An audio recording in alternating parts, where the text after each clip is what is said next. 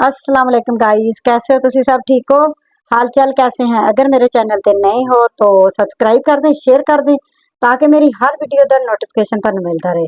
अज आप बनाने लगे जी कलेजी। तुहानू दस दें ईद आने वाली है, बकरा ईद। तो ईद वाले दिन सब तो पहले आप कलेजी ही पकाने हैं। कलेजी पकाई जाती है, उस तो बाद फिर आप गोश्त तल जाने हैं।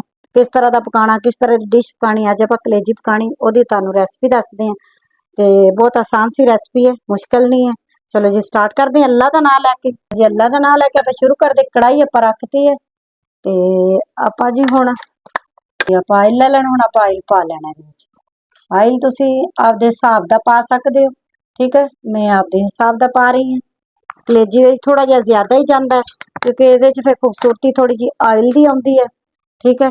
ते ये हुण आपां चुल्हा कर दिन्ने आ तेज थोड़ा जिहा। चलो जी चुल्हा अपना तेज हो गया।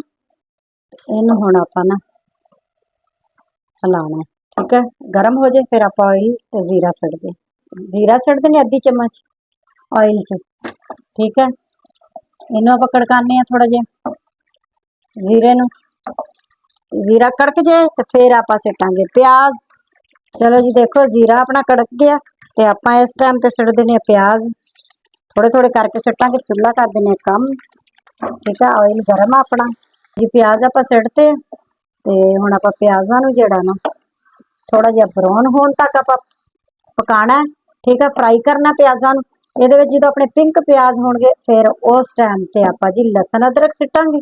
इनू हुण आपां पका लईए अच्छे तरीके नाल, पिंक कर लईए। तो जी देखो अपने प्याज हो गए इस टाइम ते पिंक पिंक। ते आपां हुण सिट देना लसन अदरक दा पेस्ट, ठीक है। बस इनू आपां थोड़ा जिहा ना पकाना है, इनू भुन्नना विच। भुन के फिर आपां कलेजी सिटांगे। चलो जी इनू आपां हुण थोड़ा जिहा भुन लईए 1 मिनट वास्ते, ठीक है। फिर आप कलेजी सिट दें। चलो जी देखो अपना 1 मिनट हो गया लसन नू। इधर देखो जी कलेजी लै ली आप, आधा किलो कलेजी लई है। धो लिया, सवार लिया अच्छे तरीके नाल। सिरका डाल के मैं धोई है, अद्धे घंटे लिए मैं भिगोती सी। धो के साफ सुथरी कर ली। इहदे विच ना बहुत ही खून हुंदा है, इहनू अच्छे तरीके नाल साफ करना बहुत जरूरी हुंदा है। चलो जी आपां हुण सिट दिंदे इहदे विच थोड़ी थोड़ी करके, थोड़ी थोड़ी करके सिट देनी है। आपां हुण इस विच अच्छा प्याज ते लसन अदरक दे जदों पक जाण उस टाइम ते आपां कलेजी सिटणी है, क्योंकि इहदे विच फ्राई करांगे ना आपां कलेजी नूं अच्छे तरीके नाल ते जिहड़ी इहदी खुशबू वगैरह आंदी है ना कलेजी दी वो अपनी खत्म हो जाएगी प्याज़ां दे विच ते लसन च जदों अपनी ये पकेगी इहदे विच फ्राई होएगी। इहनूं हुण आपां इस विच फ्राई करना अच्छे तरीके नाल। सारी सिट दिन्ने, आधा किलो है ते ये मेरी जी बड़े गोश्त दी है, ठीक है। बड़े जानवर दी है ते बड़ी वाली है, ते छोटी बकरे दी नहीं है। ये तुहानूं ओह दस रही है मैं कलेजी, ठीक है। ते इसी तरह बनाएओ, ट्राई करो। वैसे बनदी ते मुख्तलिफ तरीके नाल भी है, तुसीं बना सकदे हो। बन हर तरीके नाल जांदी है ते ठीक है जी। अगर तुसीं डायरैक्ट ऑयल च पा के फ्राई करदे हो ना तो फिर वो थोड़ी जी सख्त हो जाती है फ्राई करन दे नाल ना। इस तरह सख्त नहीं हुंदी। पहले थोड़ा जिहा प्याज फ्राई कर लो, फिर विच लसन अदरक दा पेस्ट सिट के पका के फिर विच कलेजी सिटो, फिर इहदे विच इहनूं पकाओ। एक ते दा फिर जिहड़ी खुशबू आ रही हुंदी है वो थोड़ी जी कम हो जाती है।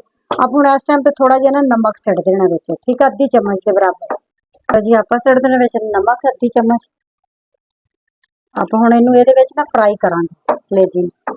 इहदे विच जदों अपनी फ्राई होएगी ना अच्छे तरीके नाल ते आपां हुण हिला दिन्ने इहनूं अच्छे तरीके नाल। हुण आपां इहनूं करना फ्राई। इहनूं आपां फ्राई करदे हां तकरीबन 10 मिनट। 10 मिनट इहनूं आपां हुण भुन्नणा। इहदे विच भुन्न के फिर आपां दूसरा मसाला सिटांगे, सही है। इहनूं हुण आपां 10 मिनट वास्ते भुन्न लईए। कुर्बानी आ रही है जी, मजे लै लै के खानी है ये ते बहुत ही अच्छी लगदी है, बहुत ही मजे दी बनदी है। ईद वाले दिन पकदी है, सब तो पहले यही पकाई जाती है। इस वास्ते मैं क्या पहले आपां कलेजी तुहानूं दसदे हां पकानी कि किस तरह तुसीं पका के मज़ेदार करके खा सकदे हो, ठीक है। इहनूं आपां हुण फ्राई कर लईए 10 मिनट।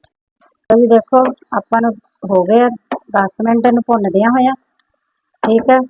ते आपां हुण इस टाइम ते टमाटर दा पेस्ट सिट देना, ठीक है। बस मैं बड़ा वाला एक ही टमाटर लिया क्योंकि आपां दही विच सिटनी है, इस वास्ते मैं एक ही टमाटर लिया, सही है। ते आपां हुण सिट देनी जी इहदे विच दही, एक कटोरी छोटी वाली भरी हुई, ठीक है। इहदे नाल ना जायका बहुत अच्छा आएगा। ये आपां दही सिट देनी है दही सट के दही थोड़ी जब पकाने तो फिर नाल ही आप मसाले सटते हैं। सही है तो जी देखो दही भी आप पका लिया, टमाटर भी पका ले। 5 मिनट मैं इन्हू पकाया क्योंकि दही ने पानी छड्डिया। हुण अपनी दही वाले पानी च भी हजे पक्केगी। आप हुण सटदे मसाले। चलो जी मसाले दसदे हैं तुहानू। मसाले देखो ये मेरी मिक्स मिर्च, हल्दी विच शामिल है, सादी मिर्च है, ठीक है। ये अपनी दड़ा कुटी मिर्च है थोड़ी जी, ये मेरी 1 चम्मच नमक दी है, अद्धी मैं पाती सी। ये अपना धनिया, ये अपना जीरा 1 चम्मच, 1 चम्मच ते ये भी 1 चम्मच, ये अपनी कश्मीरी लाल मिर्च है। बस यही मसाले जाणगे, इस तो उत्ते होर मसाले नहीं जाने। बिस्मिल्लाह ये आप सिटदे हैं इस टाइम ते मसाले सिटियो, ठीक है ना। कलेजी की जिस टाइम ते खुशबू वगैरह जी विचों आ रही होंगी यदि ते वो खत्म हो जाए तो फिर उस तो बाद मसाले शामिल करना। हुण आप इहदे ते दे देना ढकना।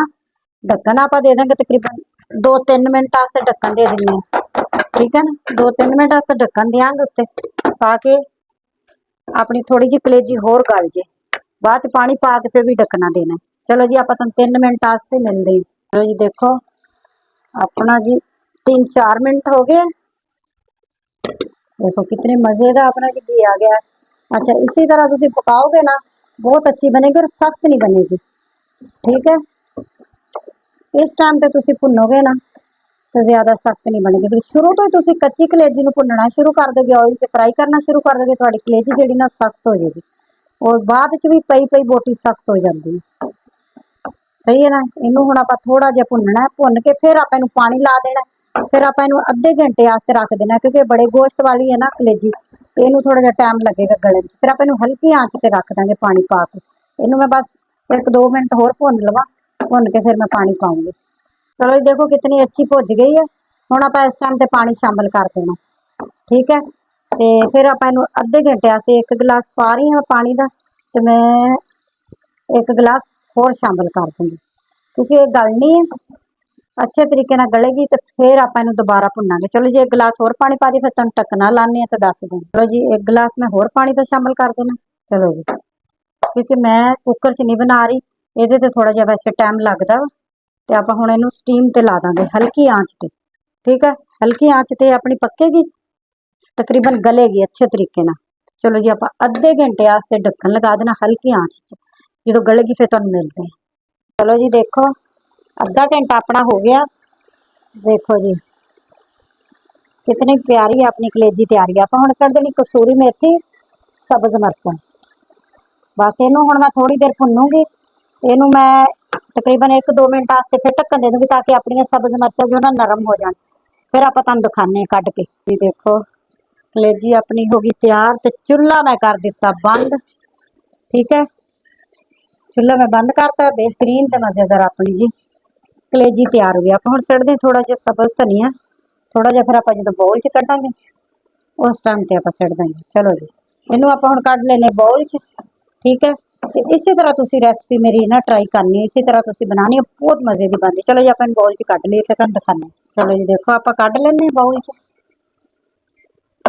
सारी कढ लेनी है बाउल दे विच। देखो कलेजी अपनी बेहतरीन तो मजेदार तैयार हो गई, ठीक है। आप हम ऊपर डाल देने सब्ज धनिया सटा देने। तो मेरी रेसिपी जरूर ट्राई करना और मैंने दसना मैनू किहड़े शहर चो देख रहे हो।